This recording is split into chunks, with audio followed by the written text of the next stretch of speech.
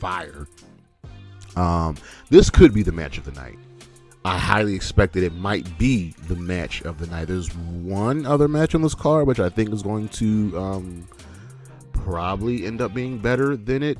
But Omega and Takeshita have history together, going back to DDT, going back to, I think, even sometime in Japan. But expect Don Callis to be involved. I don't know if Will Ospreay is going to get involved, but expect.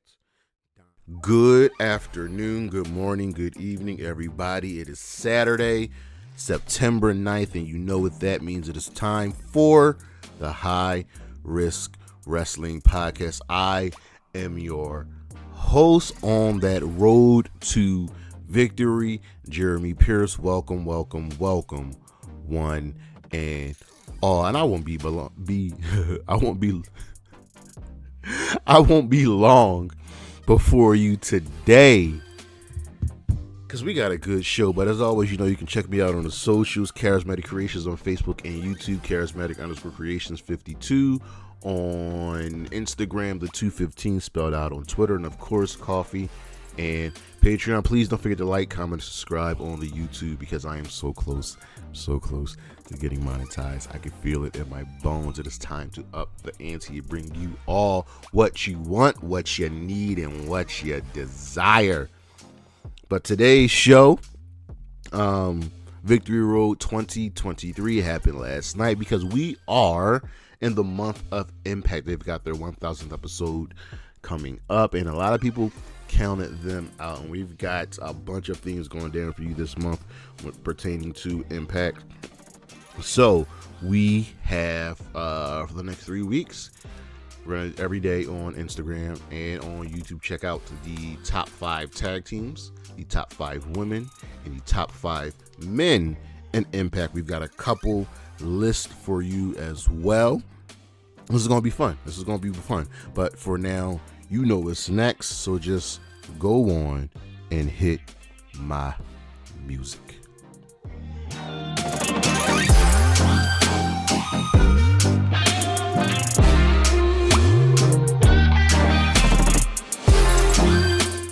All right, so Impact Wrestling, Victory Road 2023, and you know what's coming next, the list. So we got the 5 best matches from Victory Road from last night. Number 5, the X Division Championship, Kushida versus the champion, Lio Rush. This was a really, really solid match. It's really hard for Kushida to have a bad match with somebody. It just is. And Lio Rush is no slouch either. He is very good at what he does, and these two put on a very, very solid affair. Number 4, the Anything Goes match between Bully Ray and PCO. These two dudes have been essentially beating on each other for the better part of, I don't know, quarter of a year now, and that's when you think it's over. They find a way to revitalize the feud, and now it's Bully Ray trying to save the man from the monster that is PCO. These two dudes, sometimes you just want to see people beat up on each other. That's what they did. Number 3, the Impact Tag Team Championships, as the Rascals defended against the Motor City Machine Guns, and this match really stemmed from the Motor City Machine Guns respecting ABC, Ace Austin and Chris Bay, but not the Rascals. As you know, the Motor City Machine Guns are one of the greatest tag teams in Impact history, and they don't like what the Rascals are bringing to the table. So we get this match, and all 4 dudes are really, really good. Alex Shelley's the current Impact World Champion, so the championship was not defended on the pay-per-view, but that's okay. These two dudes did their job in helping the Rascals look like a great team, but also a smart team. Number 2, Jordynne Grace versus Deonna Purrazzo. This was Jordynne Grace's return match to Impact. She took some time off, focused on her bodybuilding career, and this match was essentially to reestablish Jordynne Grace that, that girl. And her biggest rival, one of her biggest rival, if not her biggest rival, is Deonna Purrazzo. Now remember, Jordynne Grace can't challenge for the Knockout Championship if Deonna Purrazzo is ever champion. So these two have really good chemistry together, and the win was good for Grace to get. The power versus submission stuff was really awesome because Deonna Purrazzo is awesome, but so is Jordynne Grace. And number 1, Josh Alexander versus Steve Maclin. This match here was essentially to establish that, 1, the walking weapon Josh Alexander is back. 2, he's got to go on and defeat the man that he has never beaten, the man that took the championship from him due to injury.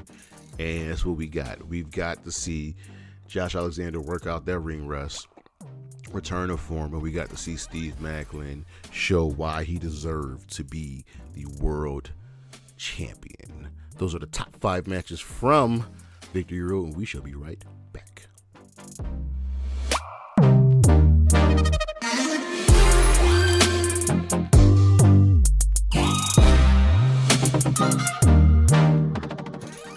If you haven't heard, if you've been living under a rock, Jordynne Grace, Little Mama Pump, I think that's what she was called, she's back in Impact, and she's back to establish herself as one of the top women, not only in Impact Wrestling, but top women in wrestling in general. She is different. We rarely have any horses when it comes to women's wrestling, you know what I mean? And to display that strength while also putting on beautiful athleticism is a rare combination. And Jordynne Grace took some time off. Yes, she looks a little bit different now. She's a little bit more muscular, but fuck that, man. Jordynne Grace is a badass X Division, Full Metal Mayhem, and now she's back in the company that she really helped establish in the new generation and help carry. And it was great to have Jordynne Grace back. She already went through one rival in Deonna Purrazzo. Let's see if she can make her way back up to the Knockouts Championship.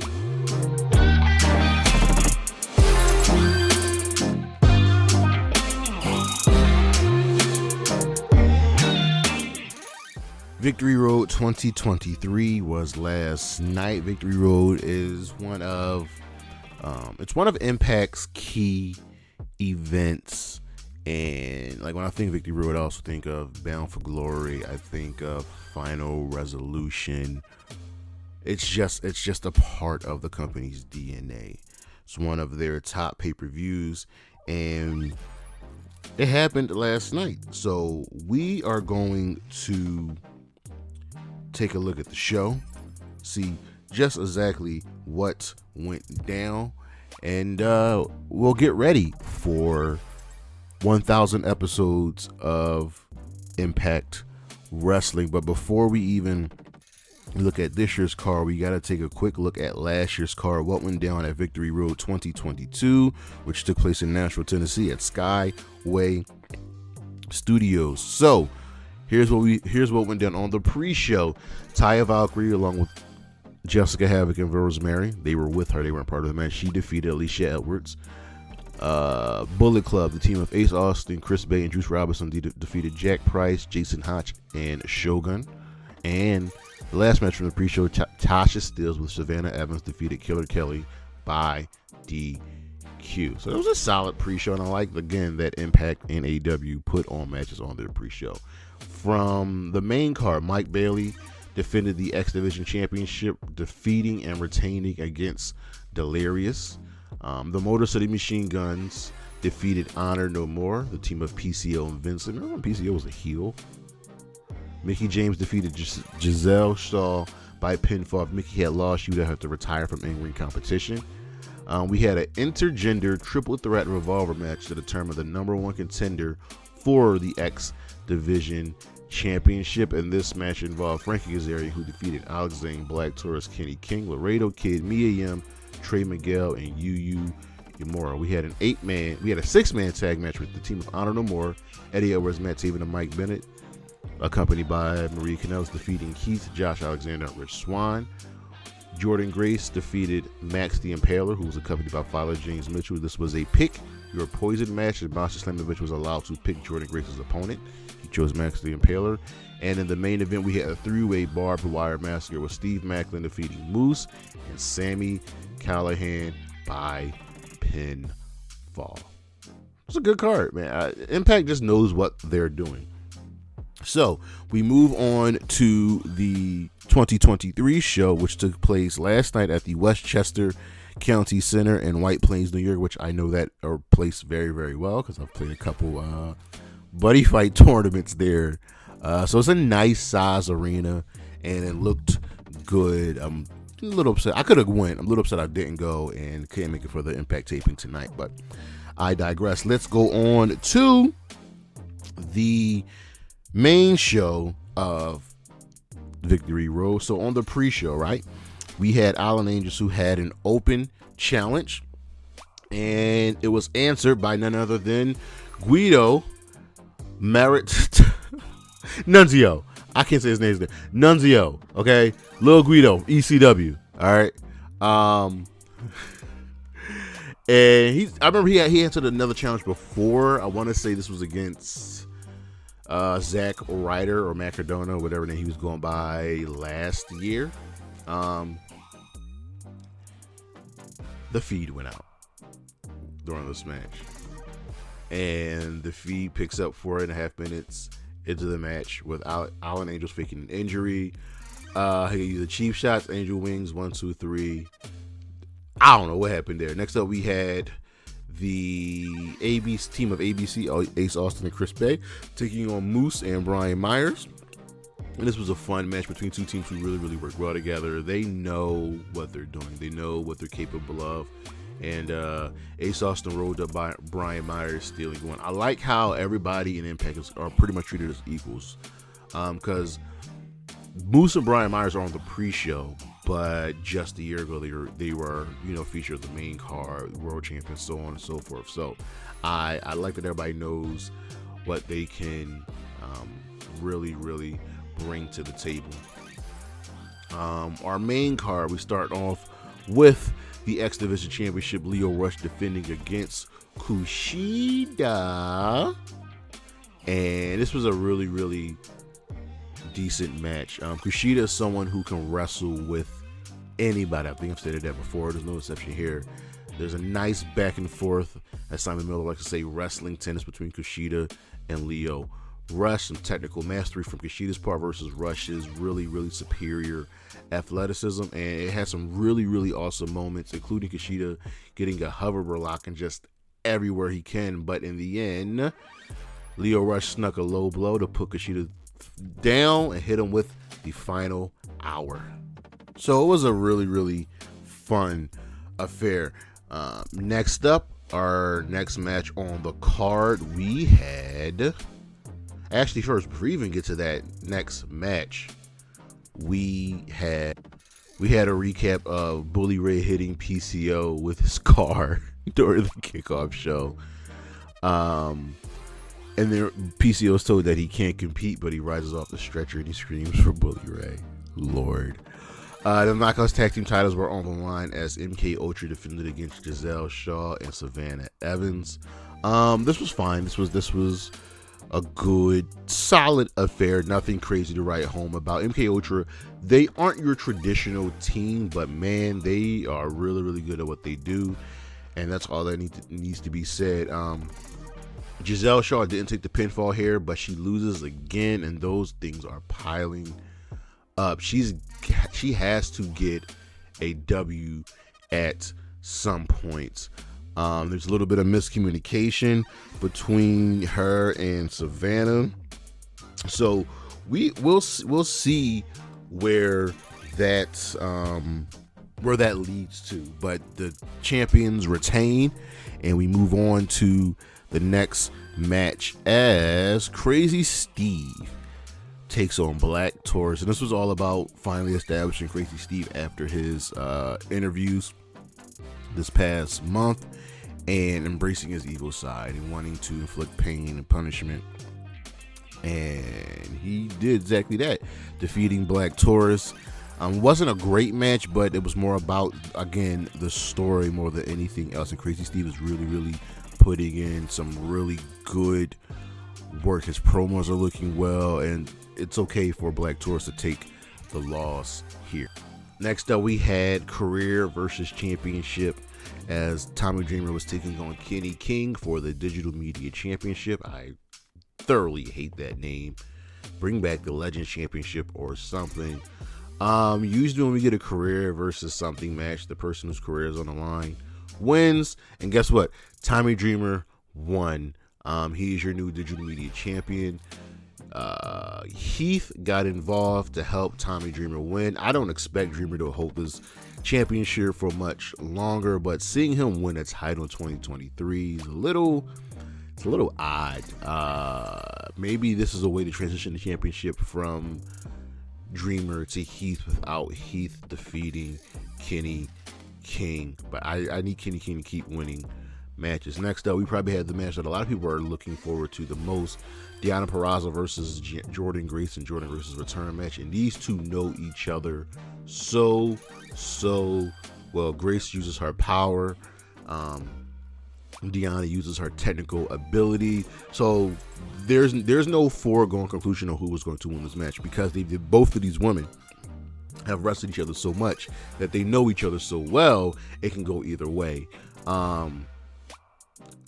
I really enjoyed this match. Jordynne Grace is unique, to say the least, and Deonna Purrazzo has proven herself time and again. But Jordynne Grace won with the Juggernaut driver, because she is a juggernaut.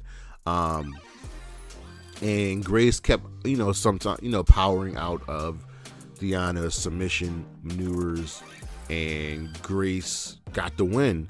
I expect them to fight again. Yeah, we'll see what's next. It feels a little bit odd where Deonna Purrazzo is at right now. Like, she's not in the tag team picture. She's not in the women's championship picture. She's kind of just treading water for now.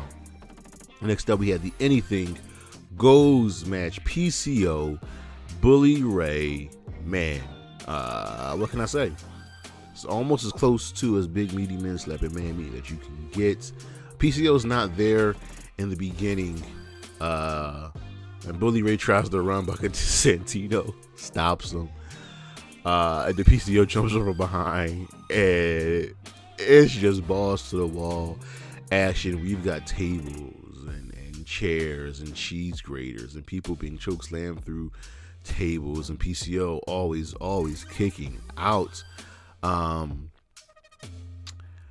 PCO won, putting Bully Ray through another table. They must have won through 3 or 4 tables during this match.